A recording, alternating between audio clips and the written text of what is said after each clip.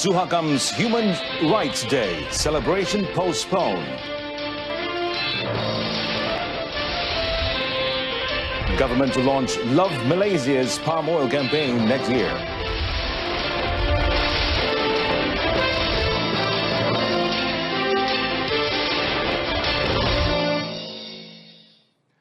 Good evening, and thanks for joining us. You're watching the evening edition of News on 2. I'm Mohammed Amin Carlos. Our first story, well, it's a sea of white at Dataran Merdeka as participants take part in a rally to oppose the International Convention on the Elimination of All Forms of Racial Discrimination, known as ICED, today. Well, at 2 p.m., organizers said there were some 300,000 at Dataran Merdeka as rally-goers marched from several locations, among them the National Mosque, Sogo Shopping Center and Masjid Jami. Well, police estimate, however, puts the figure at 55,000, and as stated by Kuala Lumpur Police Chief Datuk Seri Mazlan Lazim. And Datuk Seri Mazlan also said that the security situation during the rally is under control. He also said that police had not received any reports on untoward incidents as at 4 p.m. And he added that police would continue to monitor the rally and maintain law and order. It was reported that some rally-goers had started dispersing as early as 4:30 p.m. due to a heavy downpour, while others remained.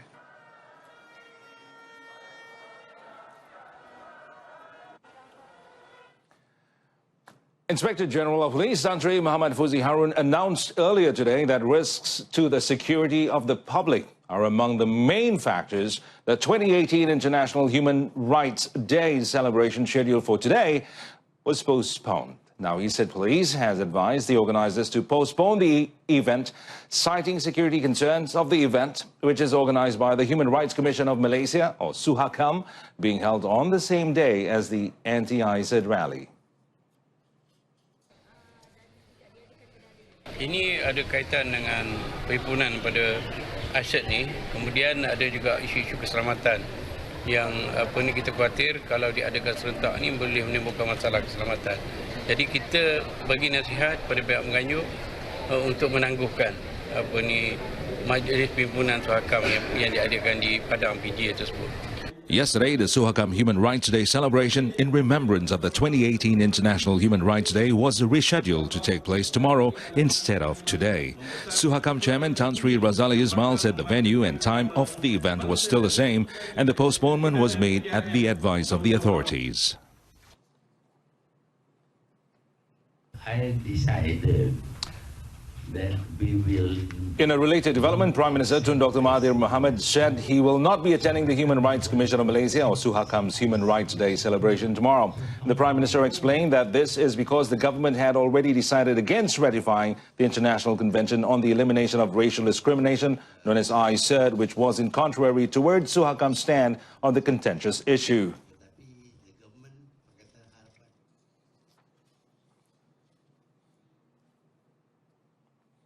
Well, on another note, Tan Sri Fuzi said the police have arrested another 4 people in connection with the rioting incident at Sri Maha Mariamman Temple in Subang Jaya, Selangor on the 26th of November, bringing the total number of suspects in the case to 106 people as of 8 a.m. today. Well, he also said apart from that, 7 of the 66 individuals wanted by the police in connection with the case had surrendered and given their statements to facilitate investigation. Setakat ni jumlah tangkapan sehingga pukul 8 pagi tadi 106 tangkapan, dan daripada jumlah 66 gambar yang kita siarkan di bawah media massa kita, 7 orang telah tampil ke hadapan untuk membantu siasatan. Tan Sri Muhammad Fuzi said this during a media conference after a mass circumcision involving 74 children, which was organized by PDRM at the Bukit Aman Mosque in Kuala Lumpur. During the incident, 23 vehicles were damaged by flames and fireman Muhammad Adib Muhammad Qasim was seriously injured by rioters at the scene.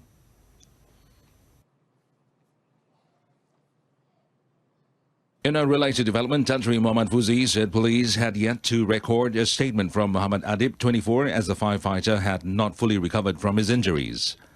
Jadi proses rakaman percakapan untuk Muhammad Adib ni belum dilaksanakan lagi sebab keadaan kesihatan dia masih belum mengizinkan.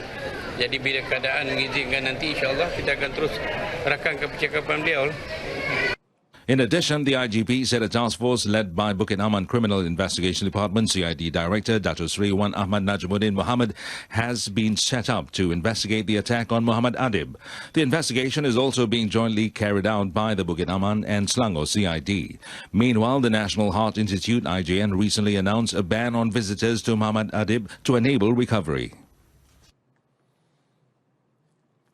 Well, police have arrested 7 people in connection with a hoax bomb scare at a fast food outlet in Ipoh Garden, Perak last night. And Ipoh Police Chief ACP Muhammad Ali Tambi said the suspects, aged between 20 and 33, were all employees at the fast food outlet.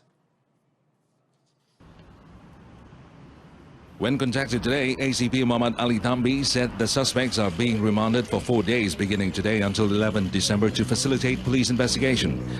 During the incident at 9 p.m. yesterday, about 20 workers and customers at the fast food outlet were ordered to vacate the premises following a bomb threat. A bomb squad from the Perak police contingent was sent to the scene and after inspecting the place for 1.5 hours, found the bomb scare was a hoax and that the 2-story building was safe. The suspects are being investigated under Section 506 of the Penal Code for criminal intimidation. We're still in Perak as a police officer has been remanded for 3 days at the Ipoh Magistrates Court today for alleged bribery involving 8,000 ringgit. Now, the remand order from today until the 10th December was issued by Magistrate Siti Hafizah Jafar. The remand order was issued following an application by the Malaysian Anti-Corruption Commission, MACC, for investigation under Section 17, subsection A of the MACC Act 2009. The 44-year-old policeman attached with the Perak Police Headquarters was arrested at 5:30 p.m. yesterday. He was taken to court at 11 a.m. today. It was reported yesterday that the policeman with the rank of Assistant Superintendent was alleged to have accepted the bribe to obtain approval for renewal of a scrap metal business license for a company between March and June this year. Well, now, Home Minister Tan Sri Muhyiddin Yassin today said he hopes that Singapore's dispute with Malaysia over the maritime boundary and airspace can be discussed at the negotiation table. Well, he also said he had followed what the Minister of Singapore mentioned several days ago, that Singapore would like to resolve the matter amicably, which he believes is a good move. Tan Sri Muhyiddin said Malaysia and Singapore's issues of a maritime boundary and airspace had also been seriously discussed by the cabinet recently. He also believes that the minister concerned will do his best to resolve the issues as per the decision of the cabinet, and it is vital to prevent any unnecessary rivalry between the two countries. Elaborating further, he said even when he was the Menteri Besar of Johor, the two nations had faced problems too, but the fact remains that both countries want to work together. The Home Minister said this after officiating the Johor Convention of Parti Pribumi Bersatu Malaysia Bersatu in Kuala Lumpur. Coming up, Pakatan Harapan to maintain candidates for Rantown and Cameron Highlands by-elections.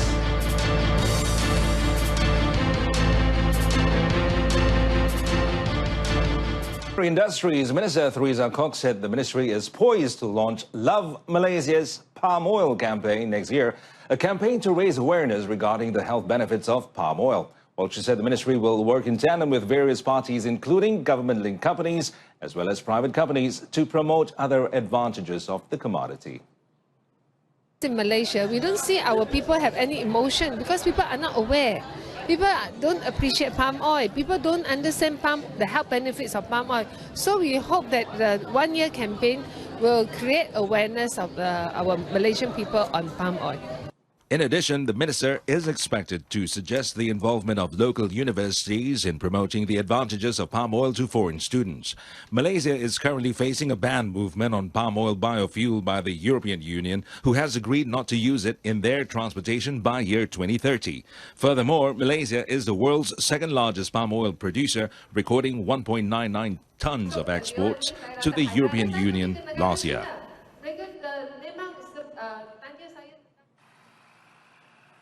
In another development, Theresa said the suspension of the new tariff between the United States and China for 90 days will not affect the country's palm oil exports. However, she hopes that both nations will be able to import more crude palm oil to boost the price of the commodity. And as of now, the price of crude palm oil stands at 998,000 ringgit. A few months ago, it was 2,300, 2,200. So we hope that it will at least go up to that level or higher. We hope that the introduction of biodiesel that can help to boost up the price. The Primary Industries Minister further noted that the launch of the use of B10 biodiesel is expected to be officiated by Prime Minister Tun Dr. Mahathir next Tuesday, 11 December. On to other local stories. Now, Prime Minister Tun Dr. Mahathir Mohamad has brushed aside claims that Pakatan Harapan's component parties are not able to work together. While Tun Dr. Mahathir instead said his cabinet members are able to talk things out so far, and since Pakatan Harapan took over the country's administration, all decisions are made based on consensus. Tun Dr. Mahathir also said that all the component parties within Pakatan Harapan are working together as a team to achieve a sense of understanding as parties in a coalition. Walaupun ada sangkaan kita tak boleh bekerjasama dan sebagainya, tetapi the government, Pakatan Harapan yang government ni dapat berjalan dengan berkesan dan kita membincang perkara-perkara bersama dan kita juga mengambil tindakan bersama. Jadi sangkaan bahawa kita tak boleh bekerjasama itu tak benar sama sekali. The Prime Minister told this to reporters after chairing the Pakatan Harapan Presidential Council meeting in Petaling Jaya today. Well, meanwhile, Tun Dr. Mahathir said Pakatan Harapan has agreed to field candidates from component parties that contested in the last general election for the Rantau state by-election in Negeri Sembilan and the Cameron Highlands parliamentary by-election in Pahang.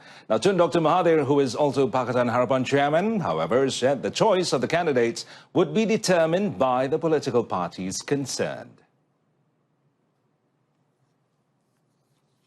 Kita bersetuju iaitu yang akan mencalonkan ialah parti yang dahulunya mencalonkan calon di situ. Tetapi orangnya kita tak tentu lagi, kita serah kepada parti berkenaan supaya mereka tentukan siapa calon mereka dan akan dipertimbangkan siapa calon mereka. Tapi parti tetap parti yang lama dan mereka akan guna logo pakatan, tak lagi logo parti keadilan. Jadi jangan kata kita tak adil lah. Tapi in the last general election in May this year, Pakatan Harapan was represented by DAP in the contest for the Cameron Highlands parliamentary seat, while a PKR candidate contested for the Rantau state seat.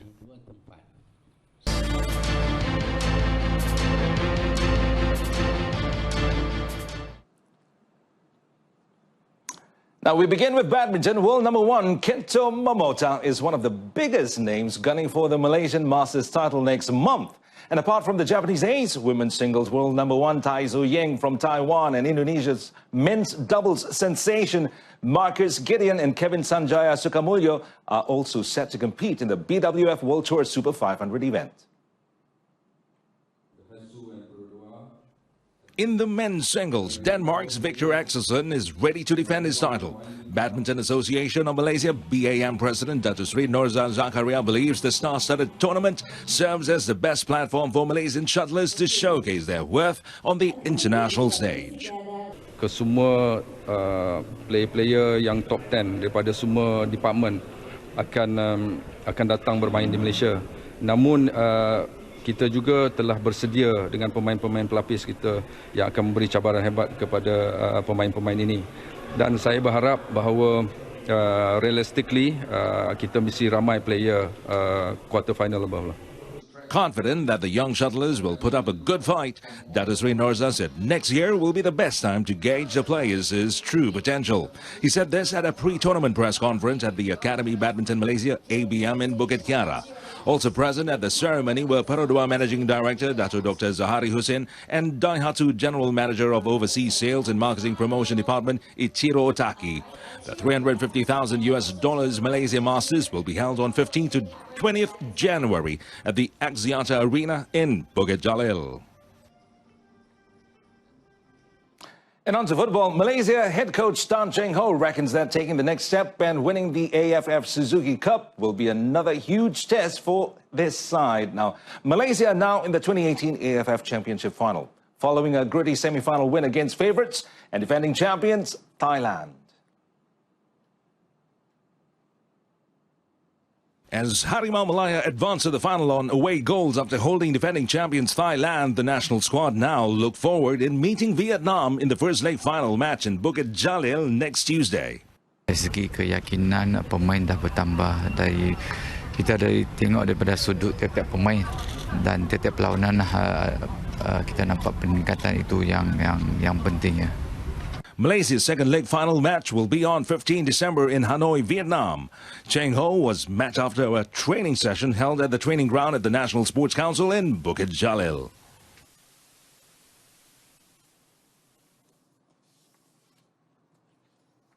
Meanwhile, the hot palpitations over the first final of the 2018 AFF Suzuki Cup between Malaysia and Vietnam at the National Stadium Bukit Jalil on 11 December are increasingly felt when 40,000 tickets sold online were taken up. Football Association of Malaysia FAM in a statement said that 30,000 tickets had been sold via the website www.tickethotline.com.my yesterday, while the balance of 10,000 tickets had been sold today. FAM announced that the balance 40,000 tickets would be sold physically tomorrow at several locations. Football fans could get tickets at the Gate A and Gate E ticket counters at the National Stadium Bukit Jalil from 10 a.m. until 5 p.m. with each person eligible to buy a maximum of 5 tickets. FAM explained that fans could buy match tickets at several selected branches of Al Ikhsan Sports, and they could refer to the Al Ikhsan Sports Facebook for further details.